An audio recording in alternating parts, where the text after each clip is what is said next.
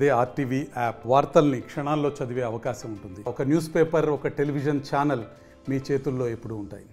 Welcome to RTV. నేను మీ గయాజ్ని. తెల్లరాయి సంపదను కొల్లగొట్టే మాఫియాకు అడ్డంకిగా ఉన్న రాపూరు సిఐ విజయకృష్ణపై బదిలీ వేటు పడింది. తమ జోలికి వస్తే ఏ పోలీస్ అధికారికైనా ఇదే గతి పడుతుందంటూ అధికార పార్టీకి చెందిన కొంతమంది నాయకులైతే హెచ్చరికలు చేసినట్లు సిఐ బదిలీ వేటు వేశారు. గత వైసీపీ ప్రభుత్వంలో పెద్ద ఎత్తున వైట్ క్వార్జ్ విదేశాలకు తరలించి జేబులు నింపుకున్నారు. క్వార్జ్ అక్రమాలకు అడ్డుకట్ట వేస్తామని ప్రతిపక్షంలో ఉన్న టీడీపీ నాయకులు గావుకేకలు పెట్టారు.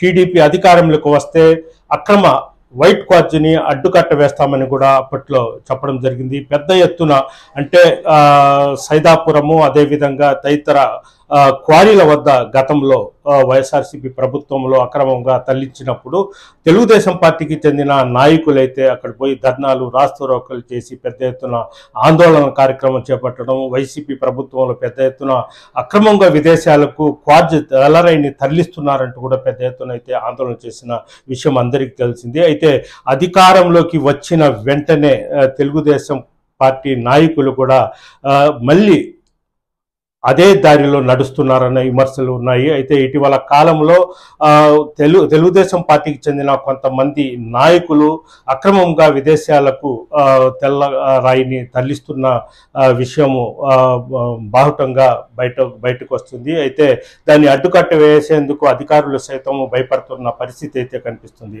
అయితే గత 2 నెలల కిందట సైదాపురం మండలంలో అంటే ఒక క్వార్జ్ ఉండే ప్రాంతంలో సుమారు ఒక 15 మంది రౌడీలు ఆ క్వార్జ్లో ఉన్నట్లు తెలిసిన సిఐ, రాపూర్ సిఐ విజయకృష్ణ అక్కడ పోయి రైడ్ చేయడం జరిగింది. అయితే కడపకు చెందిన 15 మంది రౌడీలు అక్కడ ఉన్నట్లు గుర్తించి వాళ్ళందరినీ అరెస్ట్ చేసి కోర్టుకు కూడా హాజరుపరచడం జరిగింది. అప్పట్లో ఈ సమాచారము కురుగుంట రామకృష్ణ ఎమ్మెల్యే, వెంకటగిరి ఎమ్మెల్యే కురుగుంట రామకృష్ణ సిఐకి సమాచారం ఇచ్చారని కూడా అప్పట్లో తెలుస్తూ ఉంది.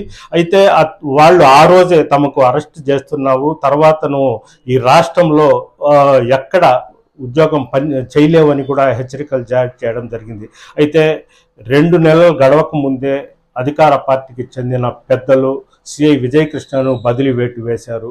అయితే ఈ బదిలీ వేటు తమ జోలికి ఎవరు వచ్చినా అక్రమంగా తరలిస్తున్న ఈ మాఫియాకు ఎవరైనా అడ్డు వచ్చే ఇదే గతి పడుతుందంటూ కూడా బహిరంగంగా కూడా హెచ్చరికలు జారీ చేస్తున్నట్లు కూడా మనకు తెలుస్తుంది. అయితే గత కొద్ది రోజుల నుంచి వైట్ క్వార్జ్ అక్రమాలకు దారి వేస్తున్నారు. అయితే ఈ విషయం అంటే సహజంగా ఏ నియోజకవర్గంలో అయినా పోలీస్ అధికారి కావచ్చు, అదే రెవెన్యూ అధికారులు కావచ్చు, ఎమ్మెల్యేకు తెలిసే బదిలీ చేయాలి, లేదంటే కొత్త వాళ్ళని కూడా తీసుకుని వచ్చే అవకాశం మామూలుగా జరుగుతూ ఉంటుంది. అయితే కురగొండ రామకృష్ణకు తెలియకుండానే బదిలీ వేటు పడడంతో ఇది ఉమ్మడి నెల్లూరు జిల్లాలో ఒక చర్చాంశంగా మారింది.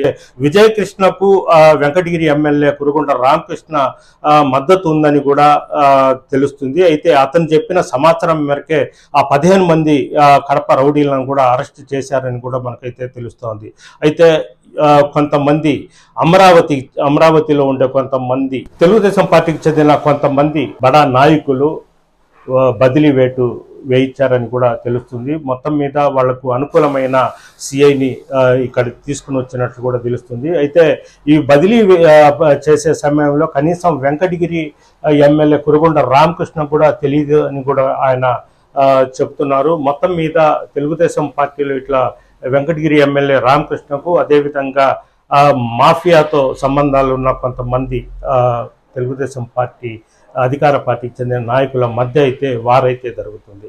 అయితే మొత్తం మీద మాఫియా జోలికి వస్తే రాపూర్ సిఐ విజయకృష్ణ పడిన గతే పడుతుందంటూ కూడా ఈ మాఫియా అయితే అతన్ని బదిలీ చేసి ఒక హెచ్చరిక చేసినట్లు కనిపిస్తోంది. Video Pradeep guys, RTV Nellore నుంచి.